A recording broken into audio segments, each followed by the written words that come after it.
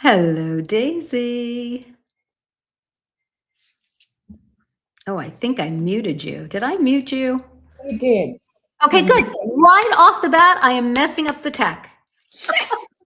Every week I mess up the tech. Awesome.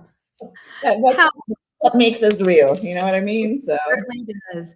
Now, what's interesting is we are live, but we were actually a little early. So I want to give everyone a little time. We can just kind of chit chat for a minute and say hi. I I've got we've got our guest in the wings, but we'll give everybody about 30 seconds to join us. And they won't know that I messed up the tech already in the very first second of the show. I'm So it's sure. good. Yeah. It's I see great. it recording. Yeah. It's so unbelievable to me. I'm so good at it. I love that I'm really good at something. That's fantastic. Great. You Yay. can add that to your experience. Yay. We'll cut this all out. Nobody will see any of this. It's all good. It's all good. Well, let's get started. I am so excited. Welcome to the Glass House, where we look at business from the inside out and expose the gap between what's embedded and what's actually embodied. It's a really exciting day for us. Last episode, we had our friend Marcus Bosberger, and he laid out the reality, workforce planning in the AI era, and the demands of continuous adoption and adaption, not annual cycles. But here's what happens next. The planning has to lead to action, right? The roles are going to shift. The teams are going to restructure. Sometimes people leave. This is all what happens when we take a look at what's all the changes. And this is where most organizations are getting it catastrophically wrong. They treat the workforce transitions, I'm going to say this, like a wake, right? Think about it. They announce it, they execute it, and they move on. One day of acknowledgement and then silence, not another word. Meanwhile, the people who remain behind are sitting in the wreckage, wondering what happened and whether they're next, right?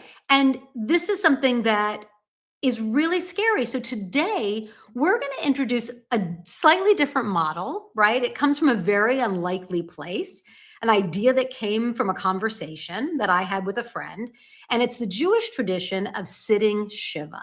Now, if you've never heard about that, we're going to talk about it. And I'm Shara Halixer. I am the founder and chief momentum officer of Engage 3P. Joining me, as always, is my partner in crime, a little bit, podcast crime. Still call this a podcast. I don't know why, but that's what I'm going to go for it. Daisy Watkins, who's the founder of DW Concepts. And today, our guest is my friend Lora Boltniew. She is an HR executive with over 20 years of leading people strategy. Daisy, you're going to introduce her a little bit more later, which is really exciting, and Lora can talk about it. So, hey, let's just dig in. Absolutely. Hi, everybody. From the outside, what we're seeing is that candidates and employees see everything. Glassdoor reviews, LinkedIn posts from laid off colleagues, the silence from leadership, employer brand damage from poorly handled transitions can take years to repair. Okay, and the cost to organizations, their ability to attract top talent if they do this. So it's how organizations plan for and execute workforce changes and it's often ignoring the human aftermath, right? Leadership focuses on the decision, the communication, the cost savings, but nobody is owning what happens to those people who stay behind. The embedded message is we don't care about our people. I'm sorry, but that's what it is. The embodied reality is figure it out for yourself. So workforce restructuring is accelerating all that. AI adoption, economic pressure, the organizational pivots mean more transitions more frequently. And organizations that get this wrong repeatedly will hollow out their culture and lose their institutional knowledge that really gives them their edge, makes them competitive. Absolutely. So Laura has been on both sides. She's designed and led workforce transitions at major organizations. And recently, she experienced what it feels like to be on the receiving end. The dual perspective is exactly what this conversation needs. Welcome, Laura, to the show. Hi, Laura. Hello, ladies and everybody listening in. Thank you so much for having me join this conversation today. I am nervous and excited and thrilled all at the same time. So thank you so much. It's just a conversation. We're just. I know. You know me. I want to be prepared. I know you're so prepared. It's amazing. I love it. But I want to share with our audience. You and I talked last week. So we were planning to have you on the show. And you and I scheduled a call for Saturday because you told me on Friday, and I hope it's okay to share this because we talked about it. But you said that you had a funeral on Friday. And so Saturday, you and I chatted. And of course, the first thing out of my mind was, hey, what happened? And you started to tell me, and we just started having a friend conversation, not a business conversation. And it just led to this conversation, right? Because I then told you the story of when my stepbrother died, who had 3 kids. He died in his 50s. The youngest was a young teen. And as someone who, my tradition is sitting Shiva, and we focus on, and I don't mean to sound crass with this, but it's like, get them in the ground, right? We bury within 24 hours. And then the focus is on the family, the ones who are left behind. And so you and I were talking about that, right? And then I told you my funny story about Brian's wake, and because he wasn't Jewish. And so, but that's for another conversation for another time. Daisy, I'll have to tell you all about that. And I was so, and then we had the wake, and then we had the funeral, and we had a lunch. And then it was like, okay, bye, we're done. And I looked over at his kids, and, their mom was there, other family was there, but it was so foreign to me that, like, everyone left. That was it. And so that's how we got into this whole conversation. And then somehow, I don't remember the connection, it then led to talking about business stuff, which was crazy. So I think the connection where we dovetailed it into this was the experience of grief. Right. Grief isn't just for the moments where we lose a family member or a friend and we're at the wake or the Shiva, but we're experiencing grief in our normal lives, looking at the state of the world. Depending where you are in the world, where you are in the country, people are experiencing different levels of grief there. And grief from a layoff experience, from a reorg experience, it's not really talked about. No, it's really not talked about. Being in HR for as long as I've been, and I love being in the HR profession. I'm an HR business partner in my DNA before I even knew that that's how I was going to present and share my experiences and the value that I bring with the people around me, work or home or whatever. It's just how I see the world. I want to understand what's happening. And the grief aspect is something that needs to be a more prevalent topic, hands down. And not in a taboo way of, oh, don't talk about grief at work because, this is a business environment and this is professional and you can't talk about that. But then why do we have employee assistance programs? Right. And that's why do we have support services like that, right? Why do we have support services? I want to say, first of all, for all of you who are watching, we welcome your comments. I've got the comments on the screen this time. I didn't mess that up this week. So we would love to hear from you. So please give us your comments because we'd love to bring you into the conversation and share your thoughts and ideas. Show of hands, if you're willing. How many have been laid off or also an HR practitioner have done the laying off, or both, right? Both. Mm-hmm. It's a difficult experience all around. And like I said in the beginning, they're not getting it right. They're simply not, in my opinion, right? We can't expect people to go through that kind of change and not have anything to support them after that, right? Mm-hmm. And I think companies are so afraid to talk about it, right? Why did we do this? What was the reason behind the layoffs, the organizational shift? How many times have I worked with someone and all of a sudden they're gone and nobody will tell me anything? And the company fears that somehow there's a lawsuit pending, which that can be managed effectively. Mm-hmm. So yeah, I think it's horrible. And I think the idea of pivoting to, yes, we need to do this, right? And the planning is done and all that's done at the corporate level, right? But then saying, okay, what are we going to do to ensure that people continue to thrive inside the organization after the fact? And that's what we want to pose today. I believe there's positive intention in general, right? I think back to all the experiences that I've had having to orchestrate some of these reorganizations, literally having the conversations with the employees, prepping senior leaders, doing all of that preparatory work is really, really important. And, if you're interested, feel free to reach out to me. I can share a checklist that I use, but a checklist is a checklist is a checklist. Right. If you're not understanding the step 1 through step 5 piece of it, and the step 5 and beyond includes the continued support, the continued intentional planning and connection with the survivors of these reorganizations, then you're missing the boat. And you may think, well, yeah, I know that, I want to keep my top people and I want to keep my top talent. Saying and doing are two completely different actions. Let's be real. Right. And I agree, there's always an opportunity to be better. And a lot of companies do it well. A lot of companies could improve. Somewhere, I feel like we within the HR broader organization, in whatever capacity that we're impacting or impacted by these changes in our companies, we have the opportunity to stand up and say, I think that we should do it X, Y, Z, and here's why. And that's where the strategic leadership comes into play, in my opinion, in my experience. I don't know everything. I've never been in every company, but I do know what has worked and what has failed, so to speak. And the failures always lead to learnings. Some of the things that you mentioned, Shira, around, doing the planning and making sure you have scripts and communications, etc. All of that is good. You can't start it 5 days before you expect to exit people. No. So just as we may be talking about what is day 7, day 14, day 30 look like for survivors, which I know we'll touch on a little bit later, you have to back into this thing. Right. So if you can start planning 3 months before you actually have to do these exits and have this experience impact your organization, start as early as possible. Determine what your criteria is.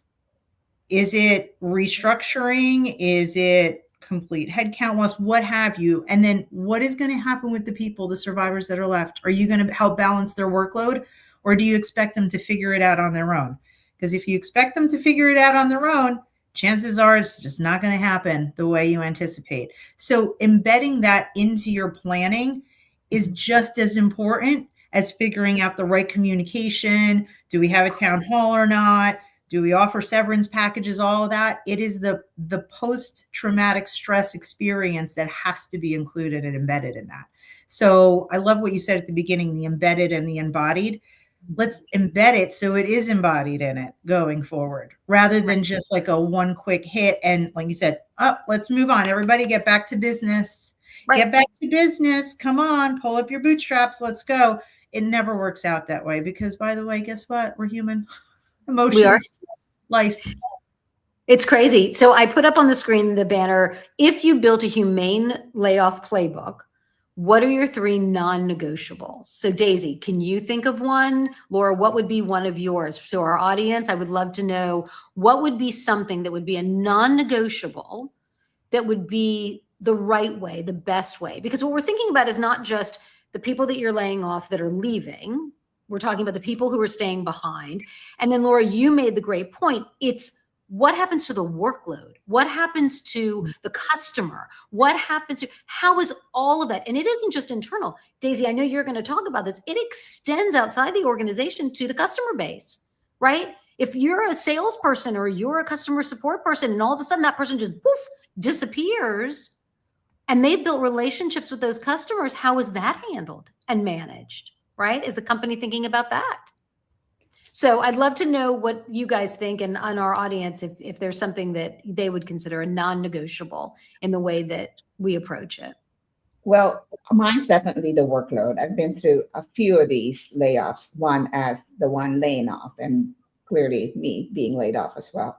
It's the workload. So it's in the world of MSP, right? So what the layoffs are happening at the corporate side, which means that's our support system.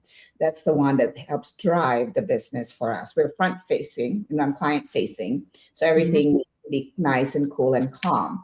And, definitely not going to announce what's going on the back end. Like, we might experience some delays because we just got rid of, your 2 support people that manages all your compliance documents for you. So there's going to be a delay in that. So that's really important, because how we're going to deliver that message, or if it's going to impact the client, is really critical. And from my experience, they did it really quickly, meaning that Monday, let's talk about the support people are going to be gone because of financial reasons, and then we're restructuring both reasons. I don't know what the restructure is going to look like. How are they going to, support that account? And they also look at it from, are you creating enough revenue so that you can have that extra support or not? So there's two things, but that wasn't communicated in the front end. Makes sense. So they just decided that and Laura, you can probably relate to this. All of a sudden, like, what? I need to announce this, and now I need to talk to these people. Affected drastically. And I know you're kind of put in the middle to come up with a nice, be as authentic as possible, that this is not your fault, that type of stuff. So that's really critical. Especially, you need to communicate to your front end people what's going on, because that affects your business as well and your delivery, and it could affect downward of your sales also, and or your client leaving because of that. Yeah. So we have a couple of great comments. Diana said, treating the impacted with dignity and respect, that treat the remaining with compassion and patience. Absolutely. And Terry like-mindedly said, listening and to understand the people to be able to support them. So you mentioned the town hall, Laura, and then what? Right? Exactly. So it doesn't stop with the one and done either. So piece, you do need to, I believe that a great practice is to communicate within a town hall experience. And that's not my non-negotiable, but so I'll share that separately. But since we're on the topic of it, the town hall is necessary. If senior leaders want to be taken seriously and trusted, then they need to be vulnerable. They need to be courageous in these difficult moments, and they need to be out in front of all of their employees. Now, depending upon if your company's all remote or in person, you can figure out what works best for you. But at the very least, within a couple of weeks of that exit experience for many, you need to have a town hall. Don't shy away from it, because people are talking already. So wouldn't you want to be in front of it, like Terry is talking to, and Diana as well, and somebody else just added in communication and authenticity and empathy. Empathy is not that soft, squishy thing anymore. This is a business skill. And thank God it's a business skill finally. When I started hearing the word empathy as a business skill, a few years ago, I'm like, thank goodness it has come to the forefront, because many of us have been working that way, and it was always looked at, but like, do you know you're so soft and squishy? Come on now.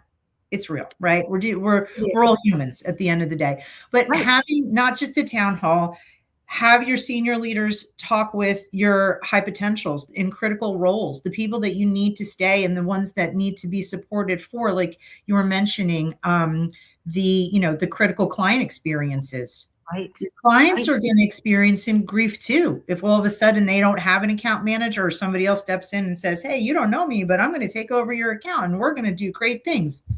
Really? So and what are they thinking? Yeah. What are they thinking? Right? We're always, why did you just do this layoff? What's going on? Wait a minute. Is my business at risk because you can't there's so many questions that when they don't get answers, we all know that not giving answers creates fear, and fear creates disaster in the workplace at every level. One of you touched on it briefly about what happens with the workload. My non-negotiable is that managers need to sit down with their teams in person or remotely or whatever and say, okay, this just happened. Yep. Give as much information as legally they can give. We understand that not everything's going to get disclosed. Corporations talk about things differently. And then the conversation is, we have a plan of how to move forward in this team. If we went from 10 people to 4 people, we want you to know we've worked through this. We have a plan. It doesn't mean the plan's not going to change. Oh, somebody joined us.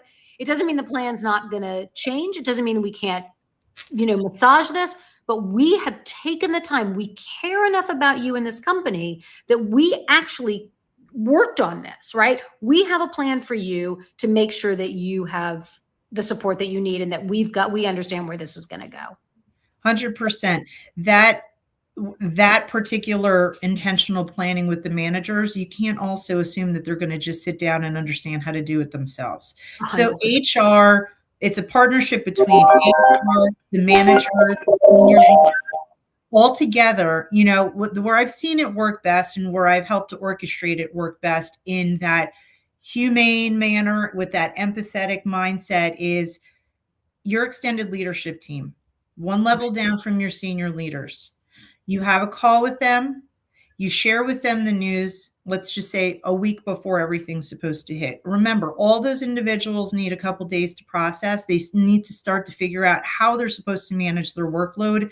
What do we need contingent workforce to come in? If so, when do we plug them in? Who's going to talk to the client? Is it going to be me or is it going to be another? All of those things, you can't expect people to figure that out in 24 hours, nor should you, assume that they're going to. So get to your extended leadership team at least a week before, give them a couple days to process, and then reach out individually to those leaders and do one-on-one check-ins.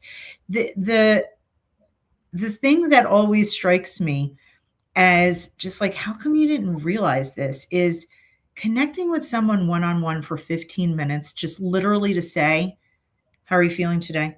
Yeah. What's going on in your head? What can I help remove for you from a, consternation standpoint or hesitation or fear standpoint? Get to them as one-on-one human beings, not just the manager, but as the human being part of it. And if we just do that more frequently, it can really feel a little bit more settled. It will never feel easy, but feel more settled. I love what Kate said here. Leaders need to give people the time and space to grieve the loss of their teammates. These are people we work with. These are people we spend time with. These are people that we've, connected with. I think that's so smart. A LinkedIn user said, agree, corporate empathy is sorely needed, no question. It's really amazing to me how wrong they get it so often and how easy it can be. And I think it comes from a place of fear. Mm-hmm. And I think it comes from again, this whole idea of, and that's why we came up with this whole Wake and Shiva thing, because they're so polar opposite, right? My experience, my very limited experience in the Wake kind of environment is, we spend 2 or 3 days kind of sitting and talking about the person that's dead that might be lying in the next room, which that in and of itself is not something I'm accustomed to. But then it's, okay, great, put them in the ground and walk away, right? We're done, we're moving on. In Judaism, we sit Shiva for a week. We sit with the family, right? We're there, we're bringing food, we're talking to them. Traditionally, the family covers mirrors because there isn't even, we don't want them to worry about what they look like, right? You're grieving. We don't want you to worry about any of that. Just grieve the one you love, and everyone sticks around. And then there are other things that happen over the course of the next 30 days and then year. But this notion of we care for the living, that's what struck the chord when we were talking about it. And so in a RIF, in a reorg, whatever the reason, it could be a merger, right? I have so many friends that it happened to me, actually, now that I'm thinking about it. Companies merge and they go, look, we've got redundancies, right? So boom, this is what we're going to do. And it just occurred to me, I just remembered the funniest story ever. I don't know if I can even say this. I worked for a tech company and it was acquired. We on the acquired side said it was a merger. It wasn't. They acquired us, but fair is fair. And the CEO at the time of my company created a video, and the video got out.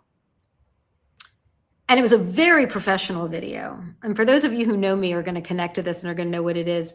The video went something like this. He walked around the office and he was saying something to people, and they would say, oh, what are you going to go do? And he's like, oh, I'm going to go fishing. And he had a fishing pole. And so I'm going to go play baseball. And he was just going from room to room. I'm going to go travel the world. Like all these things he was going to do, because now his company was bought and he has millions of dollars and he can go do whatever he wants. This is the greatest time in the world for him. Meanwhile, 2,000 people just lost their jobs. Mm-hmm. Not great PR. No. And the backlash, it was on the intranet. back when those existed.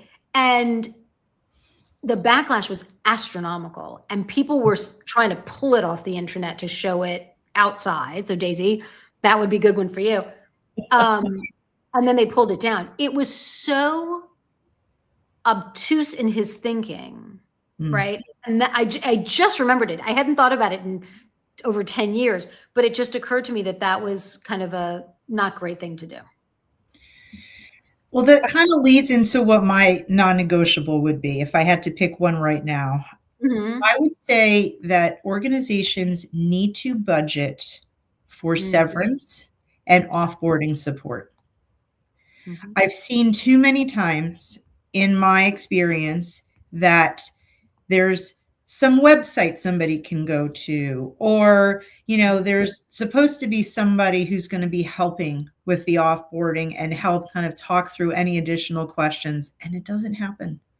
And I've taken on that role myself in the absence of adequate support, because I don't want that person who has just been part of our organization, a contributing member, and all of a sudden is out of sight and out of mind and can't get answers from anybody. So true onboarding support, to have an individual with a working email, with a working phone number, that matters. And by the way, they need to respond to the former employees as well. That always helps. But also build severance in. One of the things that struck me recently in my own personal experience is severance. Some places give it, some places don't, right? You can have policies that provide severance. You can have policies that don't provide it. It's the best, smallest thing that you can do for people who you are exiting. They didn't choose it, but you have made a decision for someone else that literally changes their life in an instant.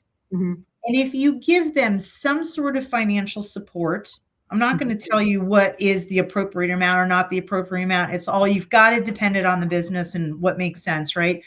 But come up with a strategy around that and plan for it. And then guess what? If you don't end up using that in your budget, reallocate it to something else, like, I don't know, something sort of recognition wise for reaching milestones in your organization or what have you. But plan for that, because the grief of losing one's income, losing one's daily job where you have purpose, where you have a work community, where you go and you want to add value every day, when you lose all of those things and you lose your income, you start spinning. I was spinning.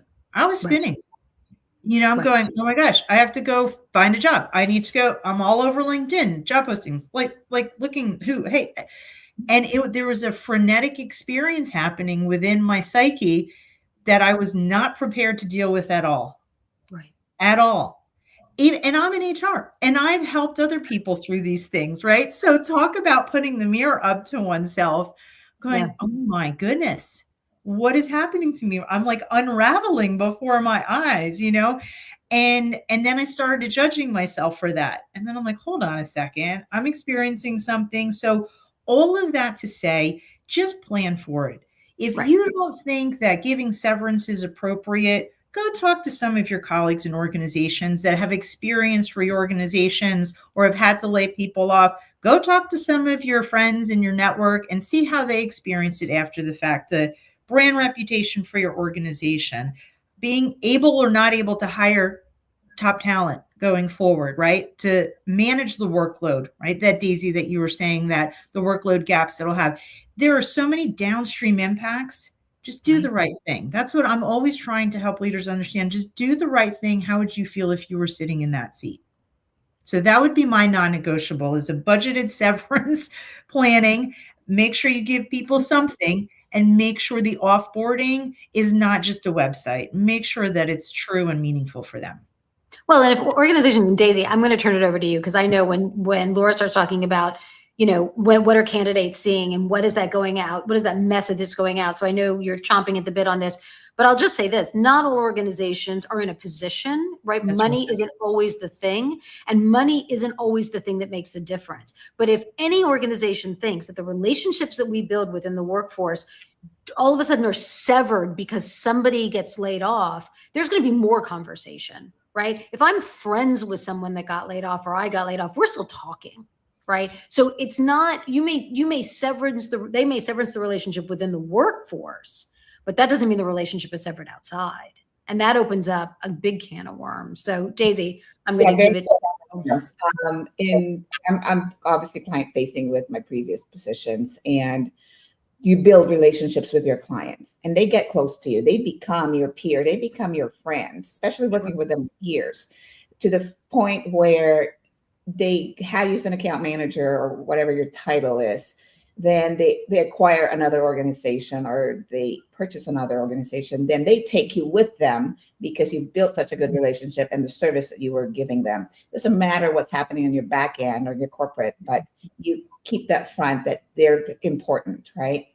And so when they all of a sudden they hear that I'm the one now being affected by it, like in a snap of a finger, it immediately turns. The immediate question is, wait a minute, why are they getting rid of the best person that we've had a relationship with for years? And then you're bringing me somebody that I never really liked, which is, in this case, my boss. Right. Right. To manage that account, who was barely there, to be client facing. Yeah. The operational stuff for all the hospitals that I was working with. Then you bring in the boss that barely knows what the last revenue was for that client, what were the big changes that happened, even though me communicated it to them. They walk in there like, walk me through basically what's going on in your organization, when they were clearly there with the QBRs, well, the reviews, and they're acting stupid. So now that turns them off and go, wait a minute, you should have known this. You were present in every important decisions that we made because Daisy had included you, and then now we're going to backtrack, and now I have to tell you where we're at. So they didn't even take a chance. They didn't even sit with me to go, hey, this is what's going on. So download with me so that I can be still professional in the client side. Clearly, They just cut ties off. Bad planning. Guess what? Client left a few months after I left. Mm-hmm. That's millions of dollars gone. Gone. Yep. Right. So Kate is saying something. Oh, sorry. I'm sorry, Kate. Sorry. So that's a big impact that they thought that I got rid of salary. I got rid of somebody that is strong, that might not, in their eyes, I wasn't probably strong because of whatever changes at the corporate level or the C-suite was going on, that I was just a number, despite years of servicing the clients. Mm-hmm. So Kate is saying, and this speaks to what we're talking about now, which is what is the line between business necessity and human responsibility, which is so critical. And Kate said, my husband was recently laid off, and despite his employment contract stating that benefits would continue through the end of the month, they were terminated immediately. As a result, we had to cancel a pre-scheduled doctor appointment and medications. I mean, that is unacceptable. It's deplorable, actually. Yeah. Deplorable. Yeah, you're absolutely right. And so I think that message getting out, right, is really despicable. That, yes, we understand business happens. Business happens. Things change. Organizations shift. Priorities shift. Income shift. I get it. And it's an and, it's not an or. Mm-hmm. And if, and Kate, by law, I mean, I don't know where you are in the world, and I don't know, what your situation was, but in the US with COBRA and, all the things but that's not always even viable, because sometimes COBRA can be so expensive that people can't afford it. It's out of control. I will tell you from my personal experience, when I looked at what it was for a month, just for me, even though my husband was on my insurance before, I was like, there's no way. There's no way. It's a mortgage payment. Or more. Depending upon if you have one person or your family, it could be a mortgage payment plus that. Right. So, I mean, there is a difference. I had a client, this was so sad because I loved working with them. I had a client, some of you may remember this, the Retailer Sports Authority. Oh, yeah. Yeah. Love that place. I love them. They were the greatest group of people. I worked with their HR and their IT teams, and we just had the best time. And still to this day, I'm friends with some of them that were there, and wonderful people, and they went bankrupt. It fell apart. It was a disaster. We're not even going to go into the whole story. So the company was eliminated, gone in a poof. And one of the things that came up, they filed for bankruptcy, and one of the things that came up was that the leadership, and if I'm saying this incorrectly, if I'm wrong here, correct me, but what I remember is that there was a big issue in the bankruptcy over the fact that the leadership at the time was refusing to allow to do anything to help with Cobra. There was some issue with being self-funded or something. I don't remember what it was, but the employees were not going to have any access to any kind of Cobra. That is, I mean, from a marketing perspective, the fact that I still remember it was over 10 years ago, and I may not remember correctly, but whatever. It's not humane. It's not the way we need to do business in the world. Just isn't, right? In the worst of circumstances, I feel that there can be planning to make sure that people are at the very least prepared in some way. Right. I will say this from an HR perspective. This isn't just about layoffs. This isn't just about RIFs. This isn't just about restructuring. Don't do it on a Friday afternoon. Never on a Friday. Never. Not on Fridays. You know, the expression going postal, there's a reason for that. Don't let people sit and stew over a weekend and get angry and get frustrated. It's kind of 101. You know, we always used to joke there are two things in HR. You don't mess with their money and you don't fire people on a Friday. Right? Those are ground rules. Absolutely. Ground rules, right? Mm-hmm. Table stakes in the way that we operate. And I think that these are the kind of things that we're missing out on, because it takes so little to be responsible to our humans, right? It doesn't take much at all. It takes thoughtful planning and positive intention, for sure. The other piece of, you know, if you were saying if somebody's laid off on a Friday and that potentially they go postal over the weekend and social media, and what about the mental wellness impacts? Right. Lest we forget our own mental health in all of this, not just the people in HR and or the senior leaders that are delivering these messages, but the recipients of these messages who no longer have that level of employment. The mental health strand goes through the whole thing. So, you know, I mean, right? Like, I know that whenever I've had to lay anybody off, whether it was one person in one day or 14 people in a day in individual conversations, I need about 2 days to recover myself from the emotional roller coaster, the grief, everything else that comes into play. So think about that. You know, everyone who's listening, right? When we talk about the timing and the planning of everything, you've got to build in, yes, not just day 7 for the survivors, but how, like, you're a survivor also if you're involved in these scenarios.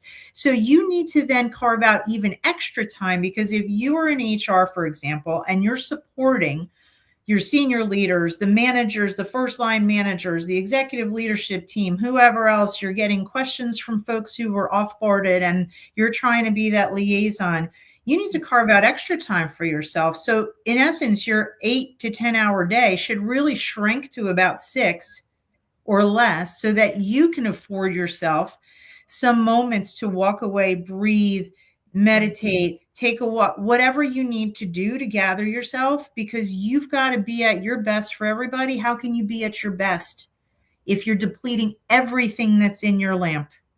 Who's filling your lamp at that point? Well, no, I was gonna say, what was the movie with George Clooney where he was running around the fire? I know. This is how I felt at points in my career. Right. Go in, do it, boom, boom, boom, you're out. See you later, alligator, right? Yeah, that's exactly my point. Like, you deliver the message, you receive the message. When you receive the message, all of a sudden your access is going to be cut off, so you don't have time to pull any of your personal stuff or whatever it is. All of a sudden it's like, wait a minute, let me breathe. Let me like digest this information. All of a sudden it's like, here's your document, and you sign it right now. You need to be out of here within an hour, otherwise then return your equipments, blah, blah, blah, blah, blah, blah. Yeah. Like, that's how harsh they go through. I'm not blaming HR, but there are also some HR leaders that need that empathy, but because they're so hardened by by doing this that the leaders itself in HR are also the ones that are so tough. And so from my experience, there are a couple of them where you try to reach out to HR, think that they would be empathetic about it. They actually put a wall up and go, I want to wash my hands. It's not my fault. This is senior leadership. So go get therapy somewhere else, not through me. Well, sometimes it's a protective measure. Correct. In all fairness, sometimes I found myself not to treat the experience as transactional ever with a human being, but there's a level of self-protection that has to come up in order not to feel like you're just all over and unraveling in the moment, right? Because we've got to keep it together, right? Usually, right? The thread that holds it all together that people come to, and everybody's losing it in the moment. So sometimes you do have to protect yourself to kind of just keep your head on straight. But at the same time, it's a balance, Daisy. Totally on point what you said. There has to be some balance of give and take. And I found myself at certain times throughout my career in these experiences saying, you know what, listen, I would love to support you. I can't do that for you today.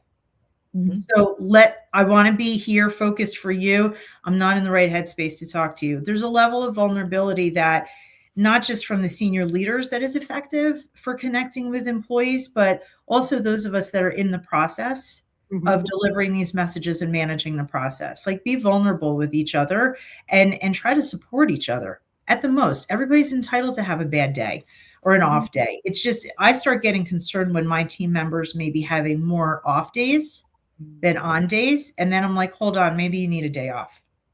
Right. So that's another thing that managers can offer to employees. I know that you feel stressed from what's happening. We looked at your work. Why don't you take a day? Take a day, take a long weekend, what have you. Like, these are those little things, like you mentioned before, Shira, right? Those little things that people maybe think are just like, oh, well, they can just take the day off if they want to. Sometimes you need permission. Sure. On the organization. Sometimes you need permission. I think that it's really interesting. In all my years leading HR, I used to do something, I think I may have talked about this before. I always like to face to the door. I would never face away from the door. And I always had my door open. It was kind of, unless I couldn't, if I was in a meeting or something. And I still have the jar. It's downstairs in the basement, but I have this crystal jar and I filled it with almond M&Ms. I used to make these special trips to find the almond M&Ms because they were harder to find. And I would leave the jar on the far corner of my desk closest to the door. And it would always be filled up, always. And it was kind of this thing where people would come by my office to take an almond M&M because it was my way of building relationship and saying, my door is always open, come. And sometimes, the reason I bring that up is because to your point, Daisy, if people are if HR leaders are truly building relationships, right, which I feel is mandatory in the role, we serve both sides. We serve the corporation and we serve the people. And that's a tough balance. But we build relationship and have authenticity. Laura, we talk about authenticity here all the time.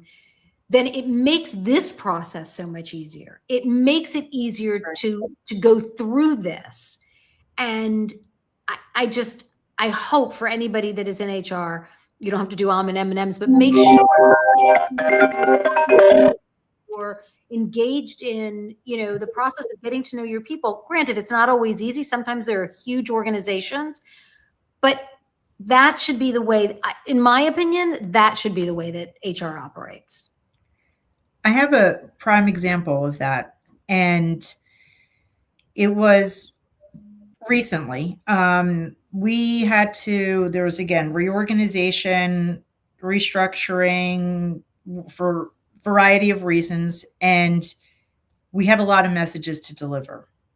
So beyond the prepping with the leader who was going to deliver all that, we always made sure that there was empathy built into the script, into the timing of it all, did all that stuff. We were ready for a really tough day because there were a lot of really tenured employees and they really cared about what they did. They care about each other. It was a very caring organization in general. And we were speaking to one of the individuals who was being exited, and There was a level of disbelief from the employee, anger, grief, like it was all bundled up, and it was like shock and awe. And we just sat there for a couple of minutes quietly together. And at the end of the conversation, he said to us, myself and the senior leader, you know, I didn't expect to feel angry so long, but you have both made me feel like you really thought about me. You thought about how I would feel. You didn't just rush into this and rip the Band-Aid off and 30-second conversation and you're out, have a nice life. We spent 25 minutes together. Wow. And let him speak what he needed to speak and created some space. And that might be another tactic that HR, if you're on the phone, right? Something, if you haven't done it that way, consider it. Or if you have done it that way and you think it could be better, it's okay to spend time. Right. Nobody's telling you have to have these conversations in 5 minutes. Yeah. And at the end of that conversation, he said, thank you. Yeah. He actually said, thank you. We're connected. I always share with people. Feel free to reach out to me on LinkedIn. Allow me to help you in your journey, et cetera. You know, and I found that more often than not, individuals reach out and connect with me and say, I've never had that experience before like that.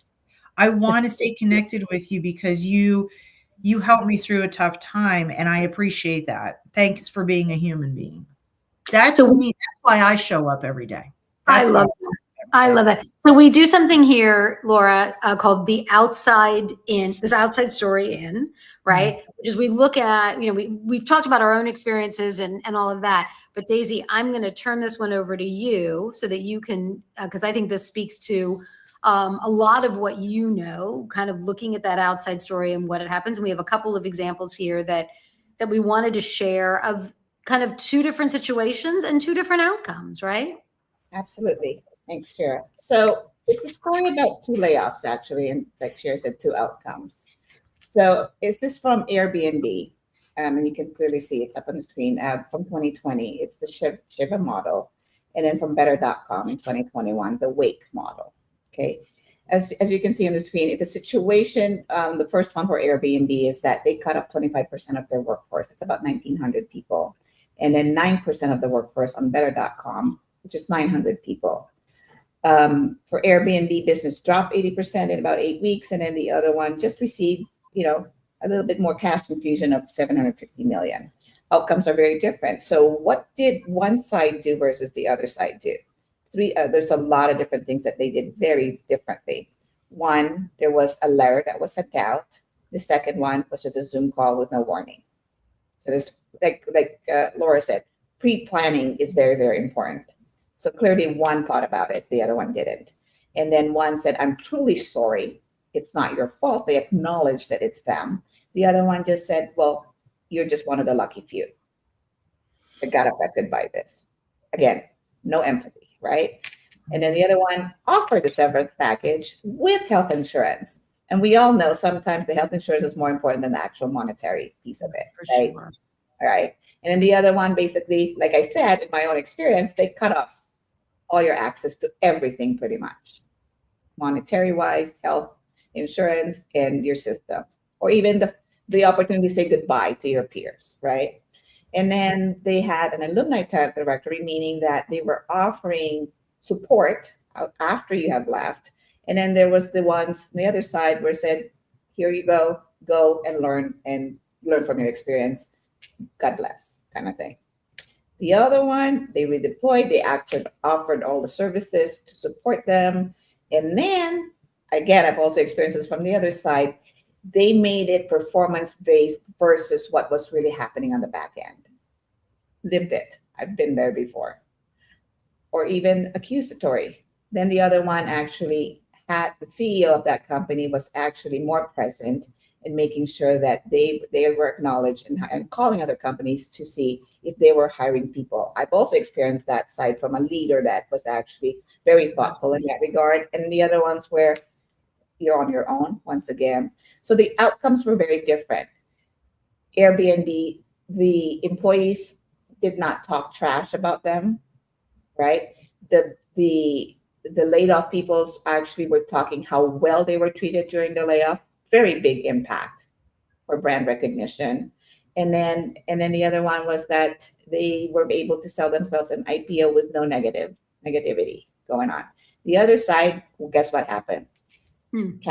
Trash talk and TikTok, whatever platform, and now we have Glassdoor that does that. And then your employee turnover was worse because then they know that it's a bad company to be at. So employees left on their own accord. And then obviously the approval rating for the CEO was not good.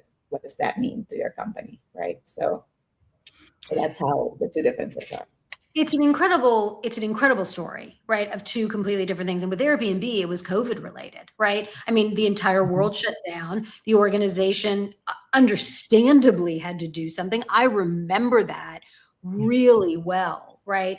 And the messaging that went out, the letter that went out went viral because it was so kind. It was so empathetic. It was something we'd never seen before in an organization. Here's what's really funny. I don't know what better.com is. What are they? Are they still? I don't even know what that is. Right? I mean, so that tells me that there's an organization with roughly 10,000 people, and I don't know. And then the thing that I find so fascinating is if they had a 90% turnover of the balance of 8,000 or 9,000 employees, the cost of that's right, would have put them out of business potentially. Yeah.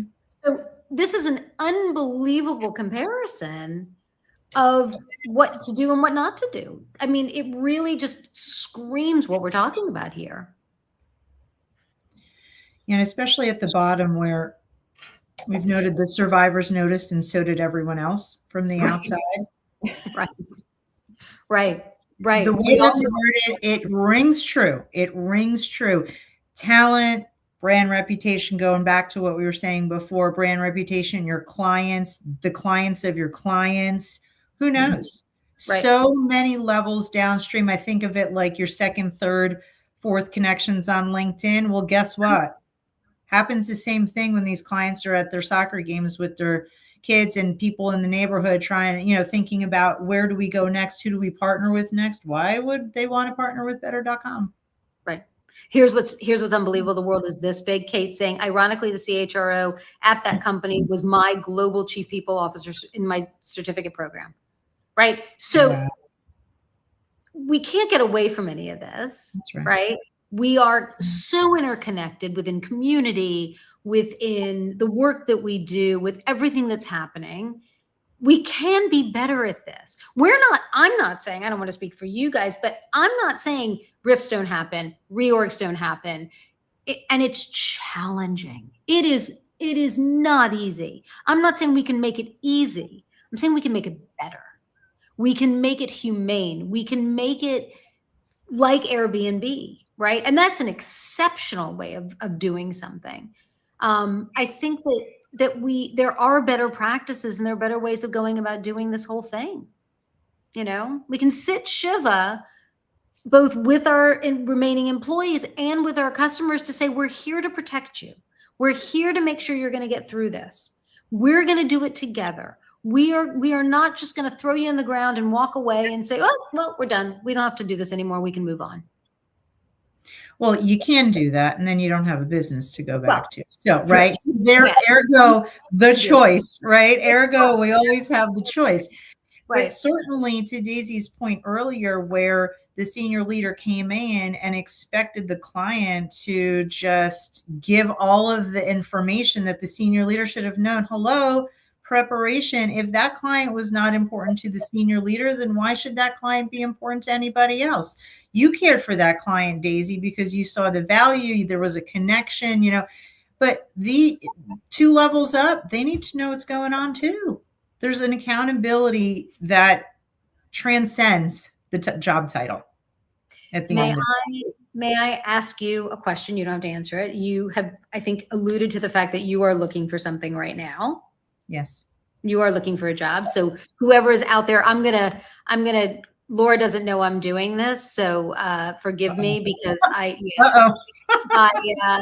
want to, I want, just in case anybody wants to find Lora, this is how you can find her and hire her, because she's amazing. So I'm sorry I'm doing this. I'm not sorry. Sorry, not sorry. No, thanks for putting up the younger picture of myself. So I feel like, yeah, I like that picture. My hair I had a good hair day that day. But I think what I want to ask you is, or what are you doing when you are getting ready for an interview, when you're looking at a company's history? What does something like this play in for you? I mean, we only have about 5 minutes left, but I want to know, like, we could talk for 3 hours. What are you looking at? How would something like this better.com play out in your decision making to go on an interview? I love that question. And it's one we should always ask ourselves and challenge each other with. The one thing that I will start to ask more intentionally of organizations during interview processes, with whether it's with recruiters or through the other rounds of interviews, or even when, I'm looking with consulting contracts and things like that, or consulting opportunities, is how do you handle separations? Mm-hmm. Mm. First and foremost, what support do you provide? Whether, who's involved, who runs the show on that? Some of the tactical elements that we brought up today in our conversation, will that make or break my decision personally to join an organization? Maybe. Mm-hmm. Maybe. But I also will then do more research into finding people that work in that organization, networking with them to understand, what's your experience been like? Have you gone through something like this before? So it's, what am I hearing from the interviewers versus what I'm hearing from the people that are in the field. And I think the best way to do that is to network, get to know a lot of people. I am just an avid natural networker in general. I love to connect people and myself with people and people with each other and ideas and all that kind of good stuff. And within that journey that I've been experiencing for the last few months, is my faith in humanity is rekindled. I want to let people know that I have a positive outlook. I was spiraling at the beginning, but there are so many amazing people like both of you, and so many that have joined the call today when I reached out and said, come join us for the conversation. People that have been in my network, new folks in the network. There are so many of us that want to help each other. Reach out and do that with each other and for each other. And I'm happy to speak with anybody. Feel free to contact me on LinkedIn. Like Shira said, I'm happy to have any conversations with you, provide perspective, guidance, what have you. And hopefully we have some partnerships in the future, because I think that's what it's all about, Shira. And thank you for making that a reality for me today. So I'm connected with you and Daisy for life now, whether you like it or not. But hey, this is the tribe. We love that. We absolutely love that. I think it's true, right? We build relationships. I have said my whole life, I measure the success of my life, both personally and professionally, based solely on the relationships I build and maintain. Absolutely. And I think that, that's how we get here, right? That's how we have these conversations. We're authentic, we're honest, we're telling our truths. And I think it's really exciting. And I think that you will, I think someone out there is going to see this or know about something and contact you, and it's all going to be great. And I will also share, if I may, how you can reach Daisy or me for what we do, which is really exciting, because that's what we want to do, right? We want to help make businesses make better decisions, both inside and outside. We want to help them get this message across better from the outside and not make the mistakes that we talked about with better.com, which I haven't been able to Google yet, but I will, because I'm dying to know what they do. They're a mortgage company, sure. They're a mortgage company. Oh, interesting. Not better. And so be interesting to see where I'm going to do this later. But, we want to give, I talk about this a lot, right? What we do gets embedded. What we push through gets embodied. Right. There's an imprint that happens in an organization when these kinds of,